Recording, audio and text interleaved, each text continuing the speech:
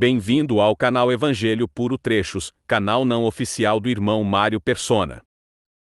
Você conta que seu marido lhe disse para parar de falar de religião, de Cristo, de salvação e coisas relacionadas à Bíblia dentro de casa, pois ele considera essa insistência irritante.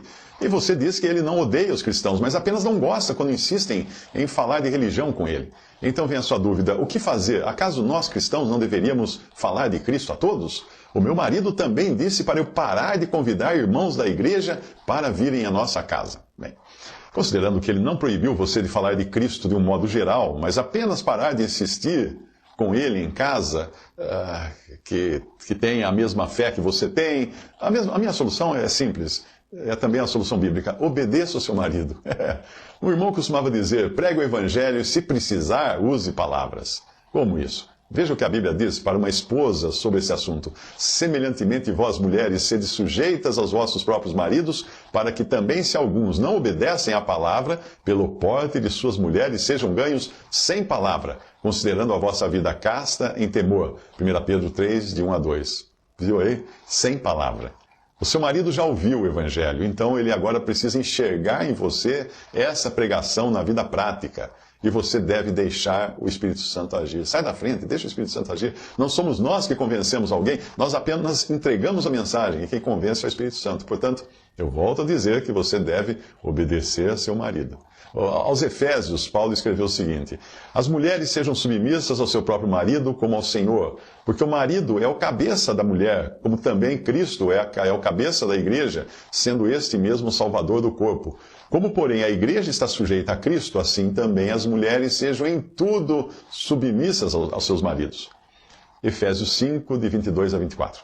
Se você frequenta uma denominação pentecostal, com aquele tipo de gente prepotente que, quando vai à casa de outra pessoa, já quer tomar conta do ambiente, fazendo orações em voz alta, fingindo falar em línguas estrangeiras, dando profetadas para todo lado, tentando enfiar o evangelho goela abaixo no dono da casa, olha, o melhor mesmo é fazer o que o seu marido ordena, tá? Um irmão costumava dizer que, abre aspas, tendo o pentecostalismo como amigo, o cristianismo não precisa de inimigos, fecha aspas. Tamanho o estrago que esse movimento tem causado ao testemunho cristão.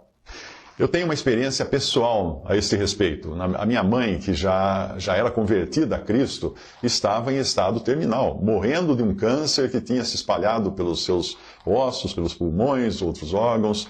Ela tinha até um dispensador de morfina implantado no seu corpo, porque as dores eram muito fortes. Aí, na véspera de partir para estar com o Senhor, que ela tanto desejava, um grupo de pessoas da igreja pentecostal, que a sua empregada frequentava, foi até lá dizendo que queriam orar pela cura da minha mãe. Eu não deixei eles entrarem no quarto dela, porque ela já estava nos seus últimos momentos de vida, e eu e minhas irmãs preferíamos que ela partisse em paz para se encontrar com o seu Senhor. Eu sabia que, se eles entrassem no quarto, iria armar aquele circo de gritarias e palavras sem sentido que chamam de oração, e aquilo só iria atormentar minha mãe. Ela estava acostumada a congregar somente ao nome do Senhor, onde tudo é feito decentemente e com ordem, como ensina 1 Coríntios 14:40, e enquanto um ora, os outros escutam em silêncio, entendem as palavras que são ditas, respeitosamente dizem um amém apenas no final, tudo tranquilo. Mas aí o líder do grupo quis discutir comigo, numa atitude prepotente, alegando que Deus podia curá-la, que eu precisava ter fé, que enquanto há vida há esperança e coisa e tal. Como se a morte de um crente acabasse com toda a esperança. Bobagem isso. Aí eu tive a certeza de que não devia mesmo deixá-los entrar no quarto. No dia seguinte, a minha mãe partiu para estar com o Senhor, partiu em paz. Eu lembrei-me até de meu avô, de quando meu avô, pai da minha mãe, estava numa cama com câncer no estômago, uma abertura no abdômen por onde entravam os tubos de alimento, medicamento e tudo mais. Visitado então por um grupo da congregação da empregada, ele foi obrigado a escutar daqueles homens que não tinham o mínimo de piedade, dizerem que ele estava destinado ao inferno se não fosse batizado por imersão na congregação deles. Como é que alguém com o mínimo de neurônios funcionando poderia cogitar colocar um doente com uma abertura no abdômen num tanque de água contaminada? Que loucura! Eu fico pasmo quando eu vejo esses religiosos que não aceitam a morte de um santo, quando a palavra de Deus diz que preciosa é aos olhos do Senhor a morte dos seus santos, Salmo 116, 15. E Paulo escreveu, ora, de um e outro lado estou constrangido, tendo o desejo de partir e estar com Cristo, o que é incomparavelmente melhor, Filipenses 1, 23. A ideia de se buscar cura a qualquer custo tem levado muitos à decepção, principalmente onde existem essas profetadas do tipo, o Espírito está me dizendo que a tua enfermidade já foi curada. Está cheio disso por aí. A morte do corpo faz parte do processo da vida nesta terra arruinada pelo pecado.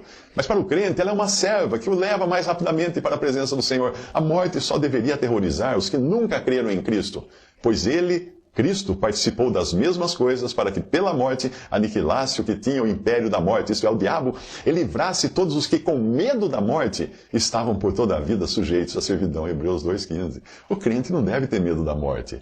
Essa compulsão por saúde perene não é bíblica. Quando nos evangelhos é dito que Jesus levava sobre si as enfermidades dos que ele curava, ali mesmo é explicado o caráter muito particular daquilo que era o cumprimento da profecia para comprovar as credenciais do Messias. Ali diz, para que se cumprisse o que fora dito pelo profeta Isaías, que diz, ele tomou sobre si as nossas enfermidades e levou as nossas doenças. Mateus 8, 17. As maravilhas operadas por Deus desde o Antigo Testamento sempre tinham por objetivo chamar a atenção para um evento momentoso e extraordinário, como foi a libertação dos hebreus da escravidão egípcia, por exemplo. O mar até se abriu. No Novo Testamento, as curas não apenas serviam de sinais para anunciar que Deus havia enviado o seu Filho para salvar, como também depois, quando a igreja foi formada, elas serviriam para provar que Deus iniciava algo novo, importante nesse mundo. Porém, aquelas curas, sinais, maravilhas, sempre cessavam depois de algum tempo, e do mesmo modo como nada neste mundo fica em estado permanente de inauguração, com banda de música, fogos de artifício e banderola, não. Hoje, quando os judeus decidem viajar a outro país, eles não ficam parados na praia esperando o mar se abrir. Eles embarcam no navio. É assim que funciona. Paulo, que foi usado para curar multidões, depois deixaria, abre aspas, Trófimo doente em Mileto, 2 Timóteo 4,20. E receitaria um remédio caseiro para Timóteo, ao dizer, não bebas mais água só, mas usa de um pouco de vinho, por causa do teu estômago e das tuas frequentes enfermidades, 1 Timóteo 5,23. Por que Paulo não curou as enfermidades de Timóteo? Isso que a Bíblia diz vai na contramão de muitos pentecostais que vivem a repreender enfermidade, fazer falsas afirmações de cura e coisas do tipo. Quando isso não acontece, aí o que eles fazem? Acusam o pobre doente de falta de fé. Isso muitas vezes é feito por um pregador obeso, com altas taxas de colesterol e açúcar no sangue, que usa óculos, tem dentadura ou cáries nos dentes, além de sofrer de caspa, de seborréia no couro cabeludo e frieiras nos pés. Ou seja, um homem enfermo da cabeça aos pés, dizendo para o outro ser curado. A um pentecostal que me escreveu afirmando que um crente verdadeiro nunca adoece, eu perguntei se ele sofria de uma dessas enfermidades. Ele nunca respondeu.